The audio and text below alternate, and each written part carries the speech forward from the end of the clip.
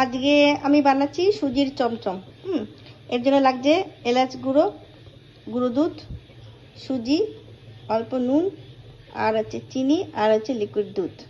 আমি এলাচটাকে ভেজে একটু গুঁড়ো করে নিয়েছি, ঠিক আছে। এরপর আমি দেখাচ্ছি কি করছি। এরপর আমি কড়াইতে অল্প একটু তেল দিয়ে দিয়েছি, এর মধ্যে আমি সুজিটা ভাজবো। এই যে সুজিটা ভালো করে ভেজে নিয়েছি, আর এর মধ্যে একটু নুন দিয়ে দিয়েছি। এরপরে দেবো হচ্ছে একটু চিনি দেবো, আর দুধটা ঢেলে দিচ্ছি। এটা আমার হয়ে গেছে।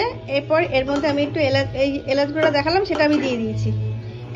এরপর এই সুজিটার মাখাটার মধ্যে আমি গুঁড়ো দুধটা মিশিয়ে দিয়ে এটা মেখে নিচ্ছি, কেমন। তারপরে এই যে এগুলোকে মোটামুটি একটা সাইজ করে নিয়েছি আমি। এরপর হচ্ছে জল ফুটছে, এই ফুটের মধ্যে এটাকে দিয়ে ঢাকা দিয়ে দিচ্ছি, ঠিক আছে। তারপরে দেখাচ্ছি কি। এই যে 5 মিনিট এটা ভাপে ফুটিয়ে নিয়েছি, ঠিক আছে। এবার আমি নামিয়ে নিচ্ছি, নিয়ে এই যে বাদবাকিতে গুঁড়ো দুধ ছিল ওটার মধ্যে অল্প একটু চিনি দিয়ে নিচ্ছি। এটা এই দেখো আমি বানিয়ে নিয়েছি এই যে সুজির চমচম। তোমরা বলবে হ্যাঁ কেমন হয়েছে।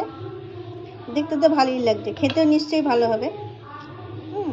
বলবে হ্যাঁ কেমন হয়েছে, ঠিক আছে।